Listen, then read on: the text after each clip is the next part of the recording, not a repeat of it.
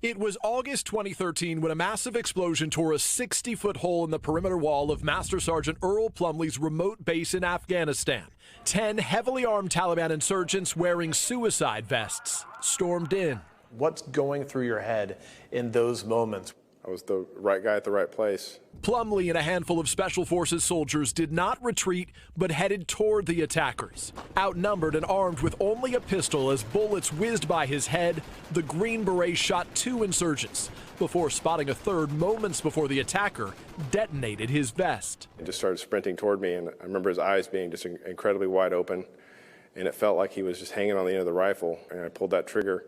I remember feeling the pain from the blast like in my bones. Plumley was injured but kept fighting, running into enemy fire to carry a wounded soldier to safety. How did you not get shot? I do not know. Sergeant Major Tony Bell says Plumley's courage likely saved hundreds of lives. The call to service is strong in people that serve, but the call to action is different. And Earl felt that. He didn't look to see who he was trying to protect. He was just protecting people.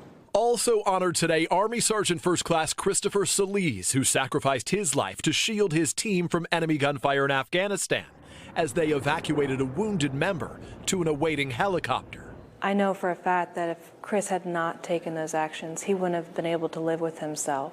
And Army Sergeant First Class Alwyn Cashe, the first African American to receive the military's highest honor since the Vietnam War. In 2005, after his Bradley fighting vehicle hit an IED in Iraq and burst into flames, Cashe, soaked in fuel, rushed to extinguish the driver before catching fire himself, charging back into the burning vehicle over and over again to pull out not one, but all 6 of his wounded men. He died a few weeks later. Today, the president greeted Cashe's sister. Why is it bittersweet?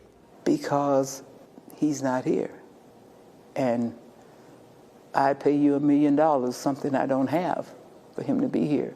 3 lives now connected. I think our stories at this point are going to be bound together forever, and I hope I could represent them well. Valor that will never be forgotten. Peter Alexander, NBC News, the White House. Thanks for watching our YouTube channel. Follow today's top stories and breaking news by downloading the NBC News app.